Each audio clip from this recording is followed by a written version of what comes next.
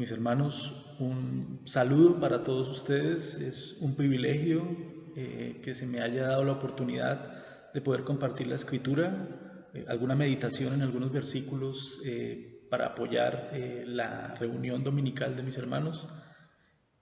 Le doy gracias al Señor por este privilegio y pues para comenzar quisiera pedirles que buscaran en sus Biblias en Éxodo capítulo 28, versículos 1 y 2.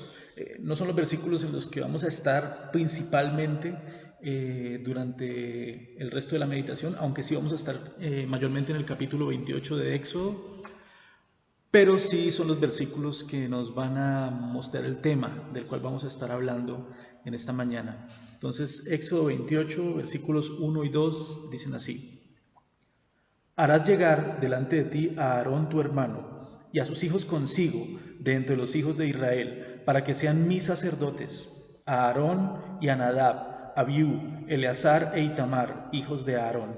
Y harás vestiduras sagradas a Aarón tu hermano, para honra y hermosura.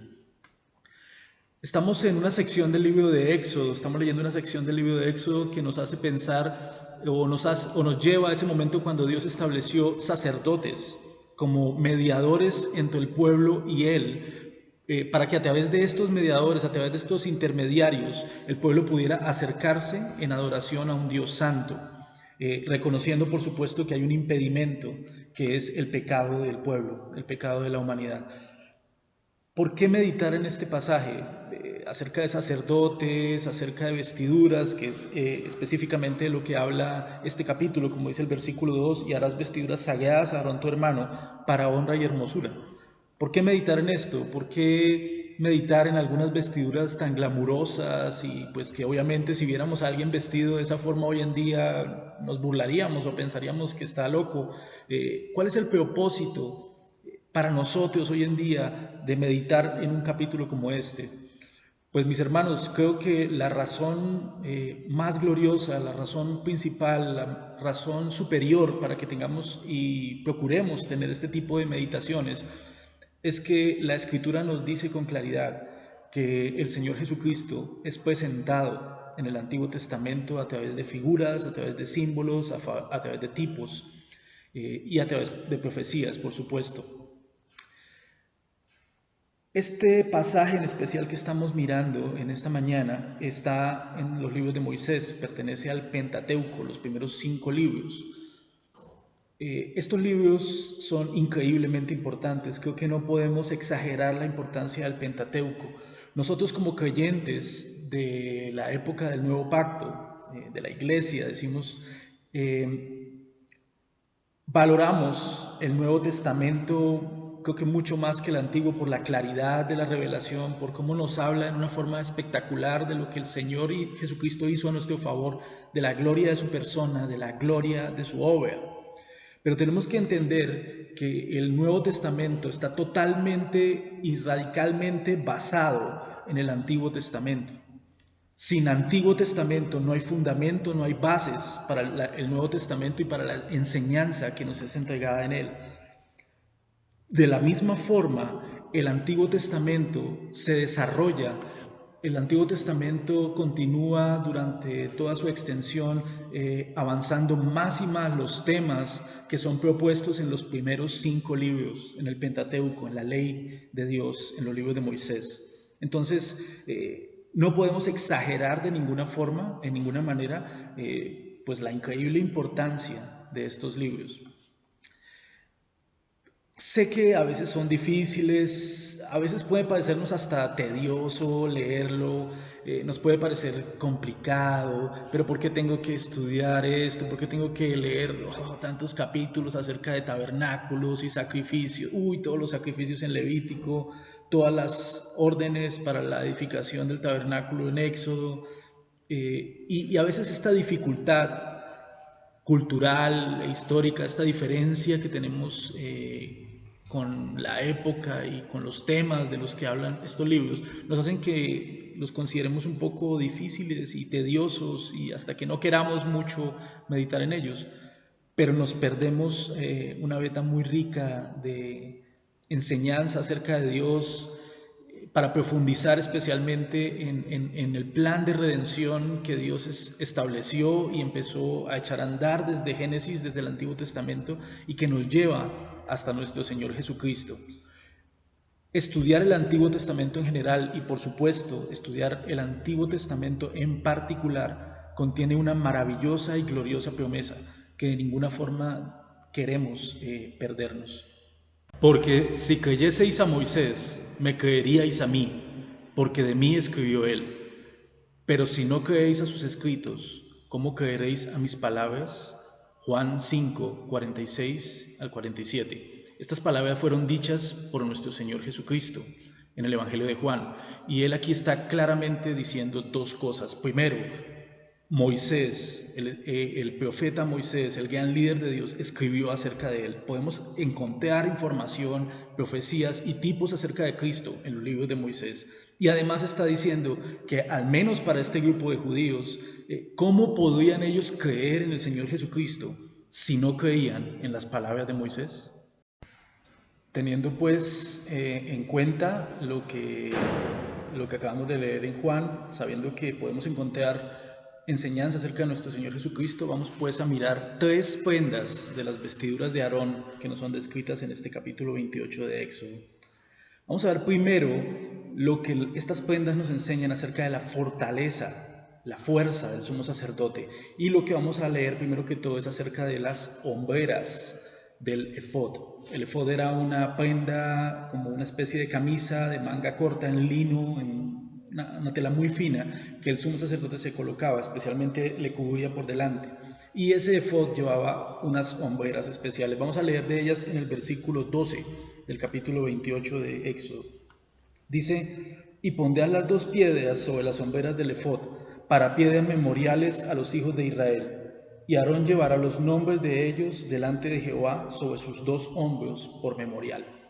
Muy bien, dos piedras preciosas de ónice son colocadas sobre los hombros del sumo sacerdote en su efod. Y estas son unas piedras que tienen talladas en una forma muy artística y profunda los 12 nombres de las 12 tribus de Israel, 6 en cada una de las hombreras. Esto representa que había una unión muy grande, muy especial entre el sumo sacerdote y el pueblo. En el momento que el sumo sacerdote entraba en la presencia de Dios, el pueblo no puede entrar al lugar santísimo, le está totalmente impedido. De ninguna forma deberían ellos jamás siquiera soñar con atreverse a entrar en ese lugar. Solamente Aarón podía, pero en la providencia de Dios, Él le dice: cuando tú vas a entrar, tú vas a tener una ropa especial, y en esa ropa especial que tú vas a tener dos hombreras de ónice, y van a ser llevadas aquí, encima de tus hombros, y en ellas van a estar tallados los nombres de las 12 tribus de Israel. El pueblo está representado en esta parte de la vestidura del nuevo sacerdote como unión y representación de la unión y la representación que hay entre el mediador, el sumo sacerdote, y el pueblo. Ahora, ¿qué nos enseña el lugar donde están estas piedras? Los hombros. Los hombros en la Biblia son un signo de poder y de fuerza. ¿Alguna vez has visto a las personas que son cargadores de oficio, las personas que trabajan cargando? ¿Dónde llevan ellos las cargas? Las llevan... Normalmente cuando tú y yo vamos a cargar algo, si no tenemos mucha experiencia, lo tomamos en los brazos, lo abrazamos o tal vez lo cargamos en la parte aquí de abajo, cerca de nuestra cintura.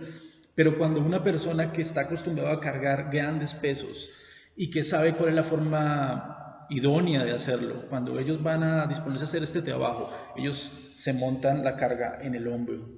Es el lugar adecuado, es el lugar de la fortaleza.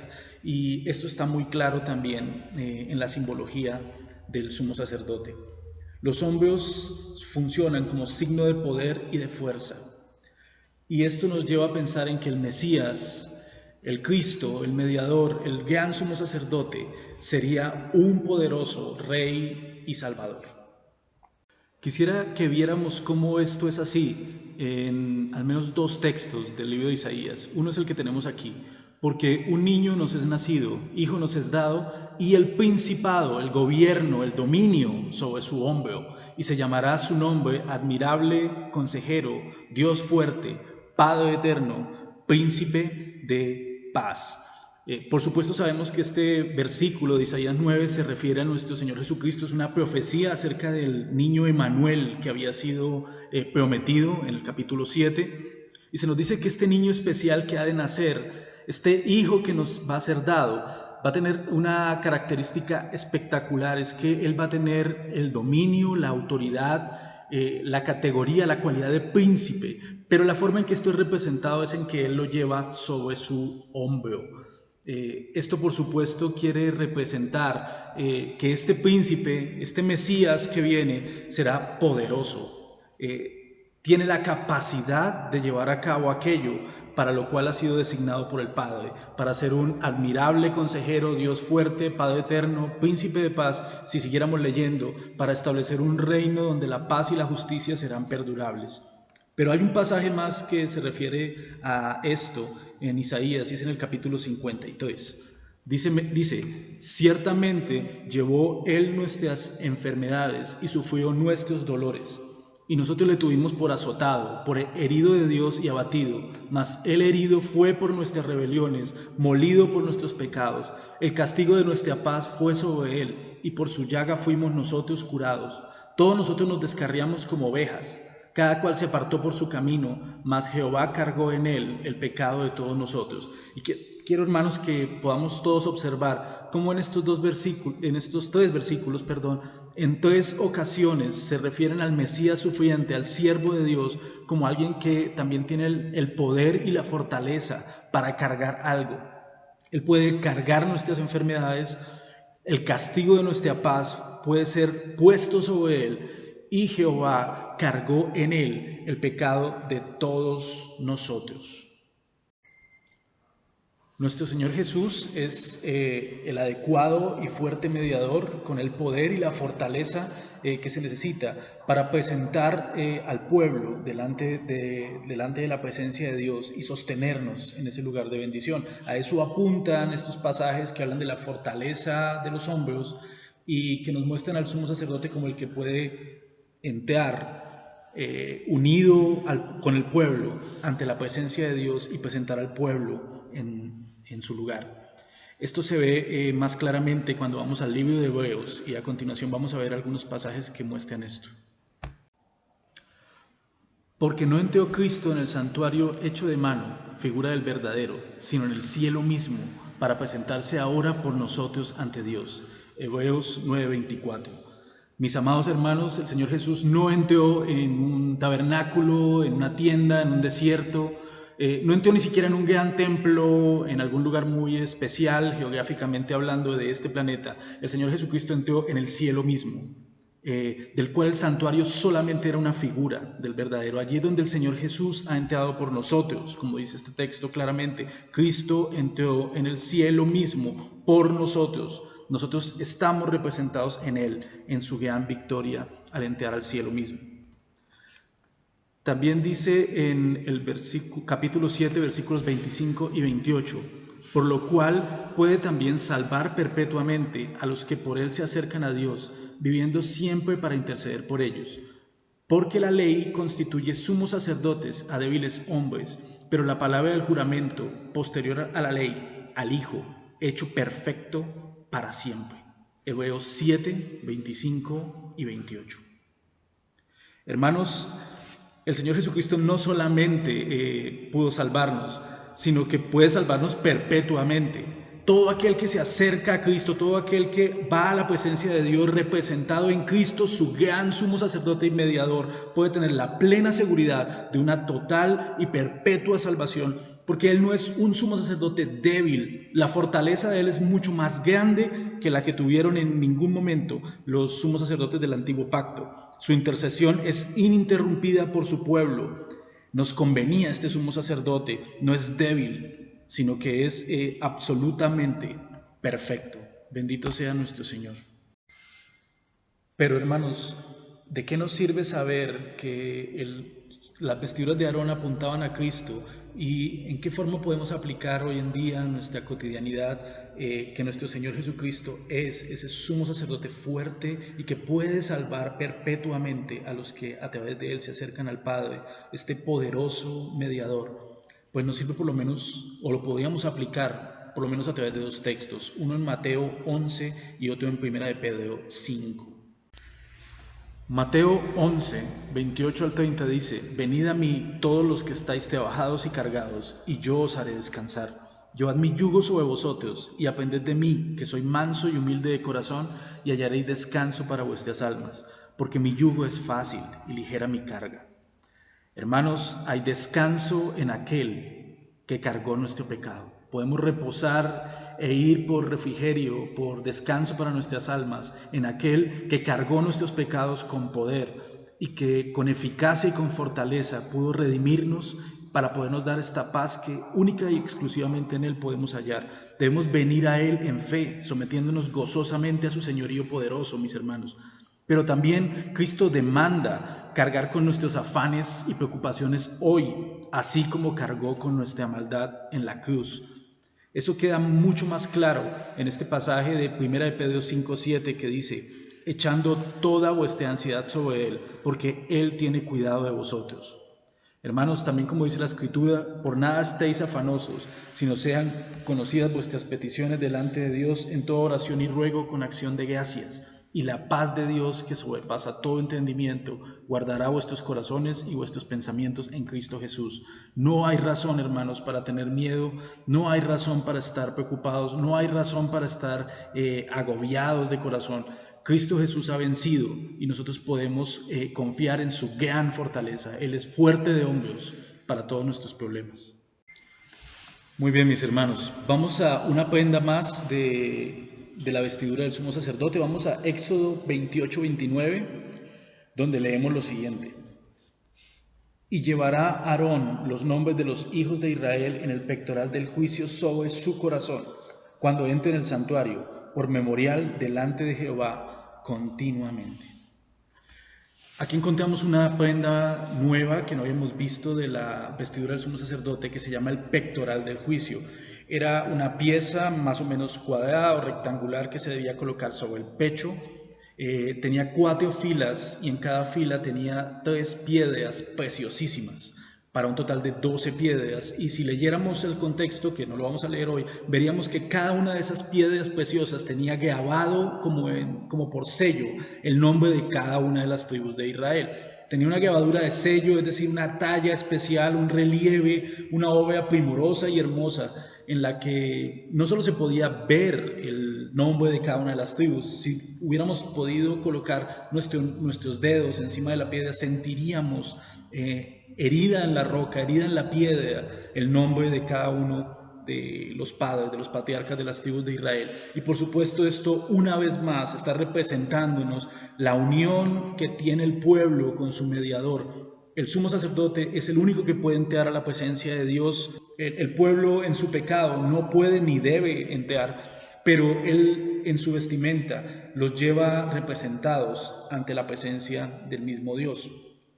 Si viéramos en el contexto en los versículos 24 al 28, que no vamos a leer ahorita, pero les invito a que lo hagan en casa, había todo un sistema de anillos, de cordones, de cuerdas para amarrar, para fijar muy bien este pectoral a la vestidura y al pecho del sumo sacerdote, de tal forma que era imposible pensar que una vez estando allá en el lugar santísimo, en representación del pueblo, que de alguna forma él dijera: bueno, ya no quiero representar más a esta gente, me lo voy a quitar.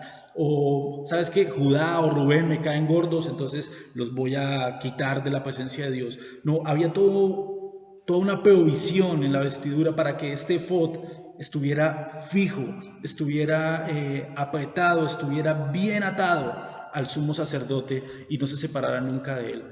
Pero sobre todas las cosas, ya no están los nombres del pueblo sobre los hombros, sino como leíamos en el versículo 29, llevará Aarón los nombres de los hijos de Israel en el pectoral del juicio sobre su corazón. ¿Qué representa el corazón en la Biblia, hermanos? El corazón es la misericordia, es la simpatía. El corazón es la compasión, pero sobre todas las cosas, el corazón representa el amor. ¿Qué usamos nosotros en un poema? Si queremos escribir a nuestra amada y queremos decirle que toda nuestra vida, que todo nuestro ser, que todo nuestro amor le pertenece, no diríamos tal vez, ¿sabes qué? Mis hombros son tuyos. O tal vez, ¿sabes qué? Mi páncreas te pertenece. Y por supuesto eso está incluido, pero usaríamos la siguiente figura. Mi corazón es tuyo. El corazón representa en la Biblia el amor. En Cantar de los Cantares, capítulo 8, versículo 6, pero voy a leer de la Nueva Biblia Latinoamericana de hoy, dice: ponme como un sello sobre tu corazón, como un sello sobre tu brazo, porque fuerte como la muerte es el amor, inexorables como el Seol los celos, sus destellos son destellos de fuego, la llama misma del Señor.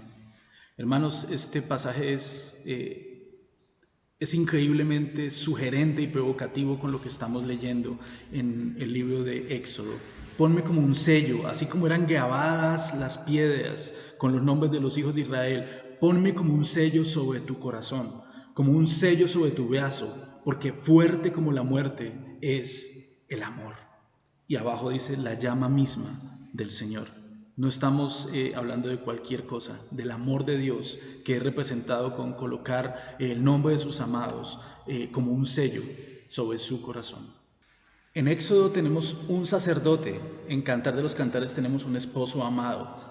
En Éxodo tenemos a un mediador, a un sacerdote que lleva sobre su corazón a su pueblo, y en Cantar de los Cantares tenemos a un esposo que lleva sobre su corazón a su esposa amada. Por supuesto, esto apunta al amor de Dios a través del mediador. El mediador, el sacerdote, lleva al pueblo sobre su corazón ante Dios, un símbolo grandísimo de compasión, de amor, de misericordia, de la simpatía infinita de nuestro gran Dios y Salvador Jesucristo por nosotros que somos polvo y somos pecadores. Y esto apunta, por supuesto, a nuestro gran sumo sacerdote, al Señor Jesucristo, como lo vamos a ver en Hebreos capítulo 2 y capítulo 4. Por lo cual debía ser en todo semejante a sus hermanos, para venir a ser misericordioso y fiel sumo sacerdote en lo que a Dios se refiere, para expiar los pecados del pueblo, pues en cuanto él mismo padeció siendo tentado, es poderoso para socorrer a los que son tentados. Hermanos, la increíble compasión, amor, misericordia y simpatía de nuestro gran Dios y Salvador Jesucristo, la identificación de nuestro gran mediador, no fue colocarse una prenda de vestido por más atada y unida que estuviera su persona. La identificación fue la humanidad misma. Él se hizo carne, debía ser en todo semejante a sus hermanos. La identificación del Hijo de Dios con la humanidad no es simplemente una vestimenta, es la humanidad. La naturaleza humana, nuestro mediador, nuestro Salvador, es divino, pero es humano. Es el Hijo de Dios, pero es el Hijo del hombre, es el hermano de nosotros. La encarnación, hermanos, la encarnación es una declaración increíble de amor. Él vino para expiar los pecados del pueblo, pero también para socorrer a los que son tentados, no solamente para salvarnos, sino para socorrernos en nuestras muchas tribulaciones y debilidades. Por tanto, teniendo un gran sumo sacerdote que traspasó los cielos, Jesús, el Hijo de Dios, retengamos nuestra profesión, porque no tenemos un sumo sacerdote que no pueda compadecerse de nuestras debilidades, sino uno que fue tentado en todo según nuestra semejanza, pero sin pecado. Acerquémonos pues confiadamente al trono de la gracia, para alcanzar misericordia y hallar gracia para el oportuno socorro. Hebreos 4, 14 al 16. Ahora mismo, en este mismo momento, en los cielos, ante la presencia de Dios, tenemos un sumo sacerdote compasivo que presentó un sacrificio por nuestros pecados y que en este momento, ante el mismo trono de la gracia, no en una tienda de pieles ni en un palacio o templo de oro, sino en el mismo cielo, se presenta ante Dios por nosotros, está coronado de majestad a la diestra del Padre. Cuán superior y glorioso y majestuoso es nuestro Señor Jesucristo, hermanos. Y rápidamente, hermanos, veamos dos aplicaciones del pectoral de juicio para nosotros hoy en día. Hermanos, tenemos un amoroso y compasivo y misericordioso mediador en el cielo mismo, en este mismo momento. Podemos tener una increíble y profunda seguridad, tranquilidad y garantía del amor de Dios, porque Cristo, nuestro amoroso Redentor, está en la presencia del Padre en este momento. Podemos tener seguridad del amor de nuestro Dios. Juan capítulo 16, versículos 26 al 27 dice: en aquel día pediréis en mi nombre, es el Señor Jesús el que está hablando, y no os digo que yo rogaré al Padre por vosotros, escucha, pues el Padre mismo os ama, porque vosotros me habéis amado y habéis creído que yo salí de Dios. Hermanos, tenemos absoluta seguridad del amor de Dios porque Cristo nos lo dice en un pasaje como este, pero porque Cristo ha ejecutado y nos ha probado el amor de Dios a través de cargar nuestros pecados, morir en una cruz y ahora presentarse delante del Padre que lo envió con una maravillosa expiación y siendo un sumo sacerdote eterno que intercede por nosotros. Pero el Padre mismo nos ama. No debemos pensar que la Biblia o el Evangelio es la historia de un Jesús que sí quería salvarnos y ser misericordioso y un Padre que de una forma reticente acepta lo que el Hijo hizo. No, el Padre mismo nos ama, hermanos, el Padre mismo. Y también dice en Hebreos 4:16, acerquémonos pues confiadamente al trono de la gracia para alcanzar misericordia y hallar gracia para el oportuno socorro. Hermanos, tenemos acceso y comunión en amor con Dios. Hermanos, tal vez Dios, o con toda seguridad, Dios tiene la intención y el deseo de bendecirnos mucho más de lo que nosotros tenemos el deseo de buscarlo a Él para que nos bendiga. Hermanos, no somos como Israel, que mirábamos hacia una tienda misteriosa, que sabíamos tal vez por alguna descripción lo que había dentro, pero al cual no podíamos entrar. Podemos entrar con gozo y con audacia, tenemos acceso completo ante el trono del Padre, hermanos, en la oración.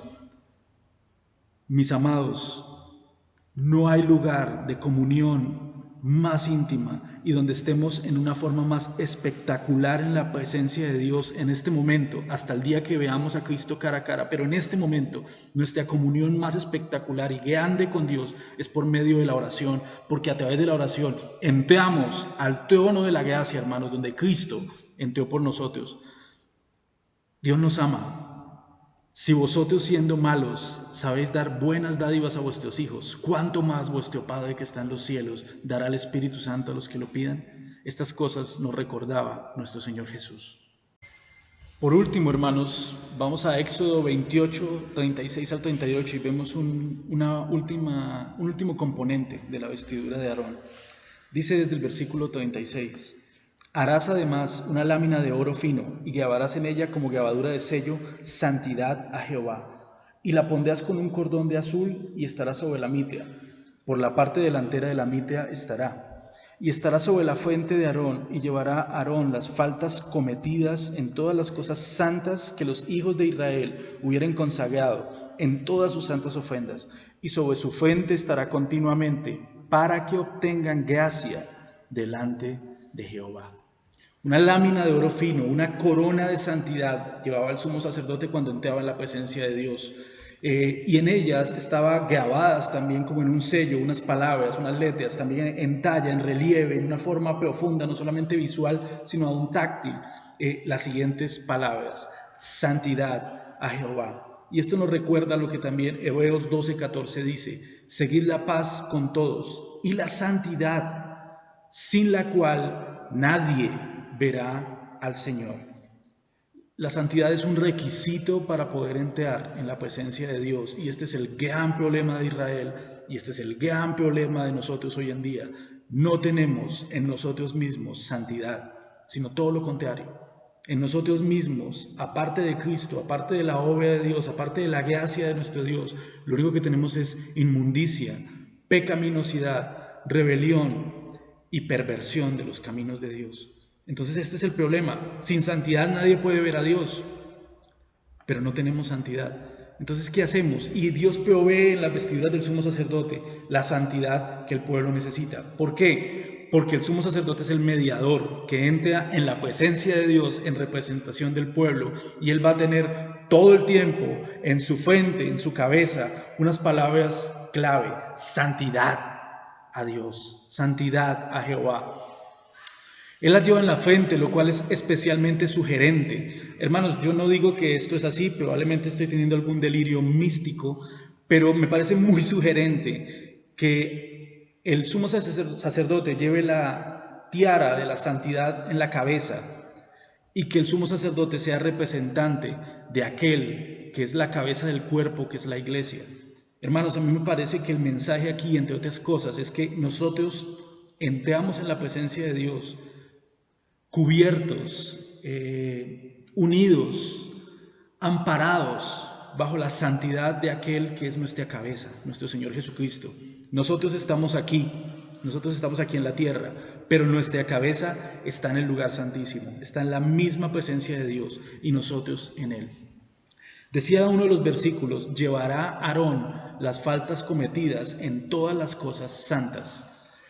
La santidad oficial del sumo sacerdote le permitiría presentar las ofrendas imperfectas o cosas santas a Dios de una forma aceptable.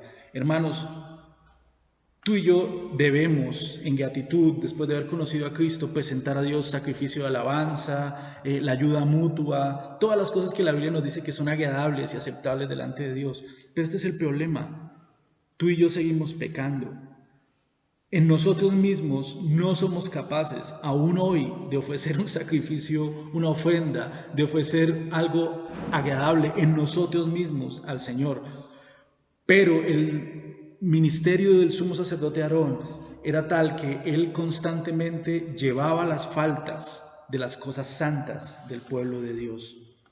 Y hermanos, esto es impresionante. Si lo pensamos, si meditamos un momento en lo que esto significa, es absolutamente bello, hermoso, precioso. Porque tú y yo, si somos cristianos, ya fuimos perdonados. Y tú y yo sabemos que en Cristo tenemos perdón, pero tú y yo sabemos que todavía pecamos. Tú y yo somos dolorosamente conscientes de que aún no tenemos no tenemos la voluntad de Dios perfectamente realizada en nuestras vidas aún. A pesar de que nos duele y a pesar de que quisiéramos despojarnos ya de la maldad que pervive en nosotros, esa maldad sigue ahí. ¿Cómo nos presentamos nosotros, que no somos santos en nosotros mismos delante de Dios? Pues por la santidad de nuestro gran mediador. Decía también al final del versículo 38: y sobre su fuente estará continuamente, para que obtengan gracia delante de Jehová. Esta frase es hermosísima: para que obtengan gracia delante de Jehová. La gracia para Israel dependía de la santidad de su mediador, o de la santidad que se representaba en este mediador, porque ellos tampoco eran perfectamente santos. Y dependía de su ministración continua, estará continuamente en su frente. La gracia para Israel dependía de su ministerio continuo en santidad ante Dios.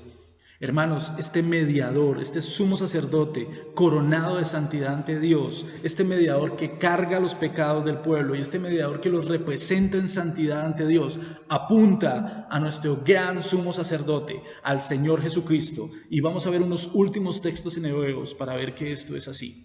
Porque tal sumo sacerdote nos convenía, santo, inocente, sin mancha, apartado de los pecadores y hecho más sublime que los cielos, que no tiene necesidad cada día, como aquellos sumos sacerdotes, de ofrecer primero sacrificios por sus propios pecados y luego por los del pueblo, porque esto lo hizo una vez para siempre, ofreciéndose a sí mismo. Hermanos, tenemos un mediador inmortal, continuo, jamás muere y de perfecta santidad. Los otros sacerdotes eran débiles por causa de la muerte y débiles por causa del pecado. Tenían que ofrecer primero por sus propios pecados y ni podían mantenerse para siempre para interceder por el pueblo. Pero el nuestro no tiene pecado, es santo, inocente, sin mancha, apartado de los pecadores y hecho más sublime que los cielos. No tiene necesidad de ofrecer por sus propios pecados, solo ofrece por los de su pueblo y ni tiene que volver a hacerlo. Dice la Biblia, porque esto lo hizo una vez para siempre, ofreciéndose a sí mismo, nuestro maravilloso Salvador, que puede salvar perpetuamente a los adoradores verdaderos, de los cuales Él es el mediador. Dice también en Hebreos 10, versículo 10 y versículo 14, en esa voluntad somos santificados mediante la ofrenda del cuerpo de Jesucristo, hecha una vez para siempre. Porque con una sola ofrenda hizo perfectos para siempre a los santificados. Los santificados, los hechos santos. ¿Cuál es el título que más a menudo aparece en la Biblia para referirse a los creyentes? Los santos. Los santos en Corinto, los santos en Filipos, los santos en Éfeso, los santos en Colosas, los santos en Bogotá, los santos en Villa de Leyva. Sé que no nos referimos comúnmente los unos a los otros con ese título, pero hermanos, en Cristo Jesús fuimos hechos santos, santificados y de una vez para siempre. No tienen que volver a santificarnos, no hay que ofrecer un nuevo sacrificio para quitar inmundicias de nosotros, porque Él de una forma continua nos presenta delante de su Padre en perfecta santidad y justicia, porque Él vive para siempre y porque Él ofreció una ofrenda una vez por todas, que logró para nosotros una perfecta santidad. ¿Pecas aún, hermano? Claro que sí, yo también. ¿Y por qué Dios recibe nuestra adoración? ¿Por qué Dios recibe nuestra alabanza? ¿Por qué Dios recibe nuestra oración? ¿Por qué Dios recibe aún las obras que en dependencia a Él y en obediencia a su palabra hacemos? Si aún pecamos, ¿por qué Él recibe estas cosas? Pues porque fuimos santificados, hechos perfectos una vez para siempre en nuestro Señor Jesucristo. Y esto, hermanos, es increíblemente maravilloso. Mis amados, dos aplicaciones, y con esto vamos a concluir, dos aplicaciones de la tiara, de la corona de santidad de Aarón para nosotros hoy en día, sabiendo que representan a nuestro Señor Jesús y su perfecta santidad por la cual somos presentados por siempre y aceptados delante del Padre. Dos aplicaciones, una de ellas en Efesios capítulo 1 y otra en Hebreos capítulo 13. Vamos a mirarlas a continuación. En Efesios capítulo 1, Pablo viene diciendo que fuimos predestinados para ser adoptados hijos suyos. Y el versículo 6 que tenemos aquí dice, para alabanza de la gloria de su gracia. Para eso fuimos adoptados hijos en Cristo Jesús, para que seamos para la alabanza de la gloria, pero no de cualquier atributo o de todos los atributos en general de Dios, pero un atributo específico. Alabanza de la gloria, de la infinita y misericordiosa gracia de Dios. Y mira lo que dijo, con la cual nos hizo aceptos en el amado. Por gracia, en Cristo, Dios nos ha revestido de santidad. Y como en Hebreos dice, sin santidad nadie verá al Señor. Pero nosotros hemos sido aceptados en Cristo por la perfecta santidad y por el valor de la obra de Él. Tenemos aceptación completa ante Dios. Y mi santidad en Cristo no se ve afectada por mi debilidad personal. Sí soy débil, sí peco, pero mi santidad en Cristo, unido a mi sumo sacerdote, no se ve afectada por mi incapacidad propia de mantenerme en ese maravilloso estándar, sino depende de mi Señor Jesús. Pero, dice Hebreos 13, del 20 al 21, y el Dios de paz, que resucitó de los muertos a nuestro Señor Jesucristo, el gran pastor de las ovejas, por la sangre del pacto eterno, os haga aptos en toda buena obra, para que hagáis su voluntad, haciendo Él en vosotros lo que es agradable delante de Él, por Jesucristo, al cual sea la gloria por los siglos de los siglos. Amén. Yo podría decir, pues sí, soy débil, yo no puedo nunca hacer lo que Dios quiera, y hasta podría tomar esta idea de que mi propia debilidad nunca va a quitar la santidad perfecta que tengo delante de Dios, y decir, entonces no necesito tener ningún aprecio por crecer en la santidad. Y es un error. Por ejemplo, estos versículos dicen que Dios mismo, el Dios de paz, va a hacer algo. Y dice que por la sangre del pacto eterno, por causa de la obra de Cristo, Él nos hará aptos. No solamente somos aceptos en Cristo, sino que en Cristo y por Cristo vamos siendo hechos aptos en toda obra buena, para que hagáis su voluntad. Dios en Cristo, que ya nos ha santificado y nos ve sin mancha en Cristo delante de Él, está produciendo en nosotros también el carácter de Cristo, santidad práctica. Y hermanos, sin eso no hay vida cristiana. De eso se trata realmente la vida cristiana. Eso significa y sigue significando: sin santidad nadie verá al Señor. Haciendo Él en vosotros. Él es el que produce en nosotros el maravilloso fruto del carácter de Jesucristo en nuestras vidas, haciendo Él en vosotros lo que es agradable delante de Él por Jesucristo, al cual sea la gloria por los siglos de los siglos. Amén.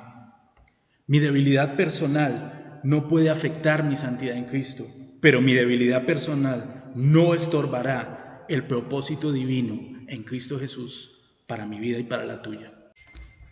Mis queridos hermanos, a manera de conclusión, 3 afirmaciones de lo que hemos aprendido en estas 3 prendas de la vestidura del sumo sacerdote. De las sombreras del efod podemos aprender que Cristo es poderoso y fuerte para ser nuestro mediador eficaz, en el cual podemos confiar porque no es débil y está absolutamente capacitado para llevar a cabo la salvación, y podemos confiar en Él.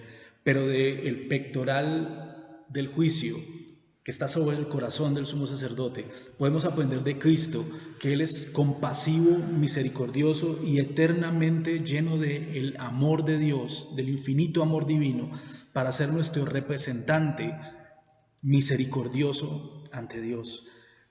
Pero también podemos aprender de la tiara, de la corona de santidad. Podemos aprender de Cristo que Él mismo es 3 veces santo, santo, inocente, sin mancha, separado de los pecadores y hecho más sublime que los cielos, como leíamos en Hebreos, y por lo tanto Él es totalmente adecuado para ser nuestro fiador, nuestra garantía invencible ante el Padre, y que el que comenzó en nosotros la buena obra la perfeccionará hasta el día de Jesucristo.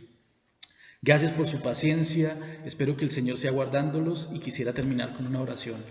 Padre, gracias por nuestro maravilloso, fuerte, misericordioso y sobre todo 3 veces santo mediador, nuestro gran Dios y Salvador, nuestro sumo sacerdote, nuestro Rey, nuestro profeta, el Señor Jesucristo. Gracias por su obra maravillosa, gracias por su gloriosa persona, gracias por el infinito valor del Dios hombre, de nuestro querido, nuestro amado, nuestro glorioso Señor y Salvador. Padre, te suplico que tengamos una vista cada vez más amplia de su belleza y que seamos transformados más y más en su imagen, como viendo la gloria del Señor por la obra del Espíritu. En el nombre del Señor Jesús, amén. Mis hermanos, Dios les bendiga y muchas gracias.